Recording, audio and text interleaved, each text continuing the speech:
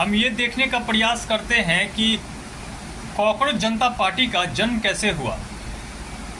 यहाँ से शुरू करते हैं। भारत के मुख्य न्यायाधीश ने स्टेटमेंट दिया कि भारत का युवा कॉकरोच की भांति है।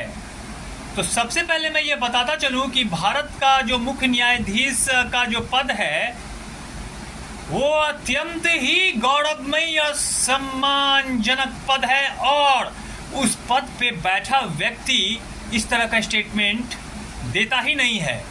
तो ये तो साजिश की तरफ इशारा कर रहा है। ठीक जैसे ही ये स्टेटमेंट दिया गया उसके बाद क्या घटना घटती है कि युवा जो है, भारत के बेरोजगार युवा जो है, वो बोले कैसे बोल दिया हमको कॉकरोच। भारत का मुख्य न्यायाधीश युवा बौखलाने लगा।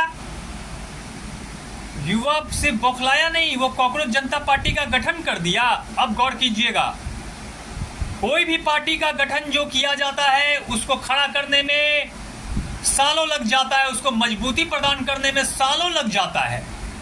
और ये 2 ही दिन में ये इतना पावरफुल हो गया ये कॉकरोच जनता पार्टी कि बीजेपी से भी ज्यादा फॉलोअर्स हो गया इसका, कॉकरोच जनता पार्टी का। तो ये बात तो साजिश की ओर इशारा कर रही है। और जैसा कि भारत के मुख्य न्यायाधीश ने भारत के युवा को बेरोजगार बोला, तो ये तो भैया सरकार का काम है। अगर बेरोजगारी अगर देश में है तो ये बताता है कि अगर देश का युवा अगर बेरोजगार है तो ये तो सरकार का काम है कि